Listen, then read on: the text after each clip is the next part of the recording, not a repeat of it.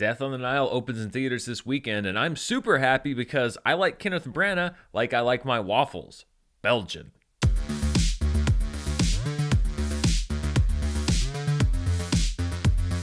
This review is brought to you by Peloton. Visit onepeloton.com. That's ONEPELOTON.com to find out more about the equipment and classes that they're offering. And stay tuned after this review for more info. Hello, everybody, and welcome to my review of Death on the Nile, which is opening finally this weekend. Kenneth Branagh returns to direct the movie. Michael Green is also returning to write the screenplay. They directed and wrote 2017's Murder on the Orient Express. Death on the Nile finished shooting almost 2 years ago. It's seen about half a dozen release dates since then. It's also seen about half a dozen controversies of some sort surrounding its main cast, so I'm sure that everyone involved is glad that it is finally finding its way to theaters. Kenneth Branagh once again splits duties as Hercule Poirot, the famous Belgian detective whose holiday in Egypt is interrupted when a newlywed couple fears for their safety. Looking for a safe haven, the wedding party boards a ship cruising the Nile where there's,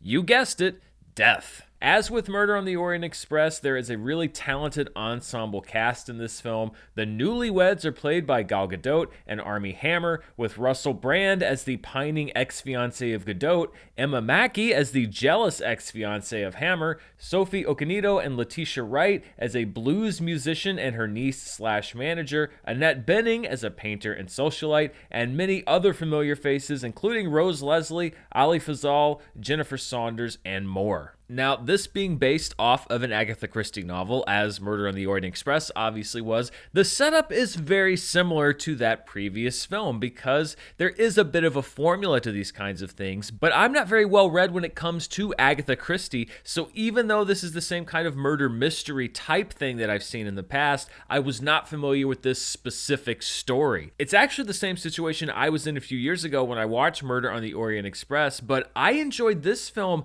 somewhat more than I liked that movie, and I enjoyed the first movie, and a lot of it comes down to Kenneth Branagh. Of course, as a director, he is a wonderful director. He directs this film very well. He was just nominated for being a director at the Academy Awards, but also as an actor in his turn as Hercule Poirot. It's such an iconic character. It's a character that so many people love, really right up there with Sherlock Holmes and the most famous detectives. And you can tell that Branagh really loves playing this part. He's only the greatest detective alive. Oh, he exaggerates. No, he's quite correct, actually. You're quite the most ludicrous man I have ever seen. Not the first time I've heard this. And you're in my view. Stepping aside. But what I think he does with this film is that they layer in a lot of extra depth to Poirot. He's not just a really smart detective who comes in and solves murder mysteries. You get a little bit of backstory with him. You start to understand why he is the way that he is. And then Kenneth Branagh, as if you need to be reminded, he is such a great actor. And he adds so many shades of nuance to Poirot in this film. You see not just the persona that he puts on, really the character that he plays when he is trying to solve one of these cases. You start to see underneath that facade, and you see this well of pain, insecurity, all of these things that you might not expect with Poirot. And I think that's really what helped me to enjoy this movie more than Murder on the Orient Express. It isn't just the mystery this time around. There's some great character stuff going on with Poirot that is very well acted by Branagh. It helps that Poirot gets a sidekick of sorts in this film in the character of Book, who is played by Tom Bateman. He's returning from the last film, and I think it's a good move to give Poirot a confidant because, again, we get to see just that much more of the man underneath. I'm not a Poirot expert. I know that everybody has their favorites, both on the big screen and the small screen, so I can't really comment as to how Branagh's performance stacks up against other people who have played the part, but I am a big fan of it, and it's interesting to me now to sort of compare notes with people like Mara.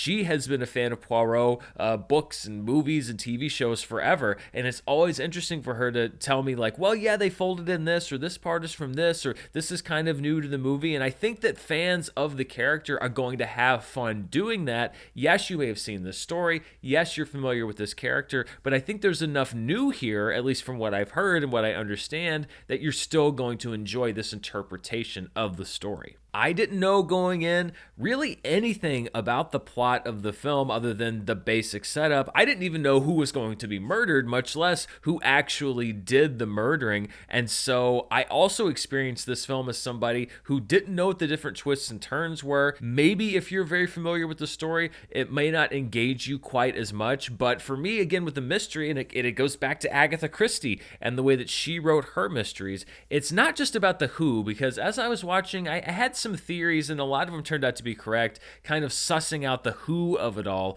but it's also about the how and the why. And those are the things that are always very interesting. In a weird way, it goes back to what I was talking about with the Scream franchise, which is a little bit inspired by Agatha Christie when you think about it. People being murdered in sequence, you don't know who the killer or killers are or why they're doing what they're doing. It echoes forward all the way to the movies that we're seeing being made today. That's how good Agatha Christie's writing is, and that's also what kept me on board, because if it was just about who it was, then you have the reveal and the movie kind of limps to the end. But it was interesting. You have little things of just like, oh, it was that person, oh, but they were there, well, oh, but this was there too. They go back and they rewind, and Poirot does the big scenes, the big exposition dumps. But I'm a sucker for those kinds of movies because I like to be tricked. I'm taking notes and I'm very attentive, but I'm not trying to outsmart the movie usually. I'm kind of going along for the ride, and I like the ride that it took me on. It seems satisfying because all of the pieces fit together. Death on the Nile gets a very lush look from Branagh's longtime cinematographer,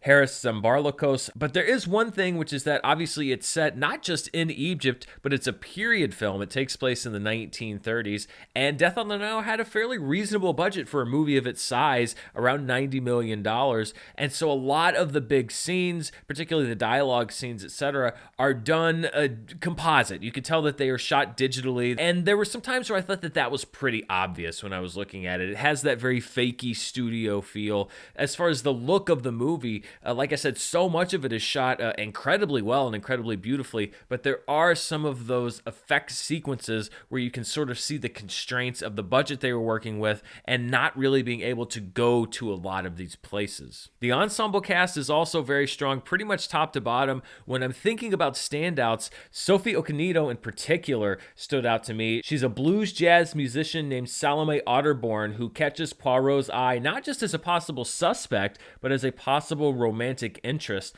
There's also the actress Emma Mackey, who's probably best known for her role on the Netflix show Sex Education. She plays the jilted fiancée Jacqueline de Belfort, which is such a great Agatha Christie name. And she's a character who actually follows the honeymooning couple to Egypt. It seems like she's just there to sort of intimidate and wreck their good time. Is there more on her plate? Does she have other intentions? She plays this role very well. You can see her in one scene as this innocent person who's had her fiancé taken away from her and is just in a very deep well of pain. You can see her in a different scene as this very malicious person who perhaps is up to some terrible things. It's not easy to modulate between those two and keep you guessing as to the true nature of that character, and Emma Mackey does really well on that account. At just over 2 hours, Death on the Nile clips along really well. It's a well-paced film. It kept me engaged and entertained throughout. I didn't think that there were any story corners cut. It feels like it's about as long as it needs to be. When so many movies now feel way too long, this feels like a perfect length for the story that they're trying to tell. And generally, I didn't have a lot of complaints with the movie. I think that the acting was strong. I think that Kenneth Branagh in particular was great as Poirot. It's a really, really sympathetic performance that I think heightens and deepens that character from the first film. Obviously, fans of Poirot and Agatha Christie are going to be bringing their own hopes and expectations into the movie, but I think that the positives of this film should win them over as well. And we live in a franchise world. Death on the Nile, I think, is one of those movies for me. It's one of those rare movies that is better than the movie that preceded it. And should the need arise for Hercule Poirot on the big screen in the future, I really hope that Kenneth Branagh is the one who answers that call, both in front of and behind the camera. So that's a recommendation on me for Death on the Nile. Thank you so much for watching this review. And before we go, I want to thank the sponsor for this review, which is Peloton.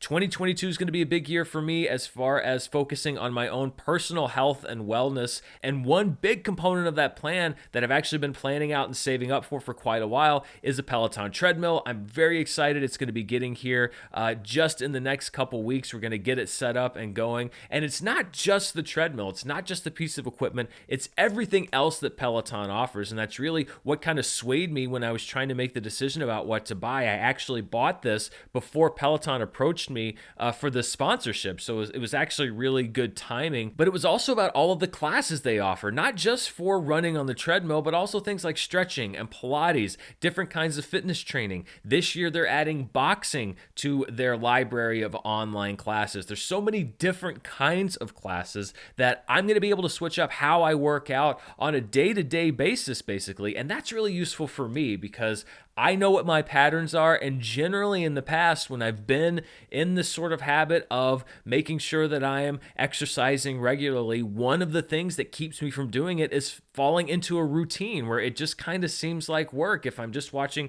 the same videos over and over again after a while, it gets kind of boring. With all of the different kinds of classes, different kinds of music, different instructors that Peloton offers, I'm excited to jump into a different kind of workout no matter how long I have on any given day and no matter what I feel like doing. You can find out so much more about what your personal preferences are and what Peloton has to offer. You can visit onepeloton.com for more information. That's onepeloton.com. And I want to thank them for sponsoring today's show. And I want to thank you for watching this review. I'll be back very soon with the latest movie news, reviews, and everything else. Thanks so much for watching. Stay safe, and I'll see you next time. Bye.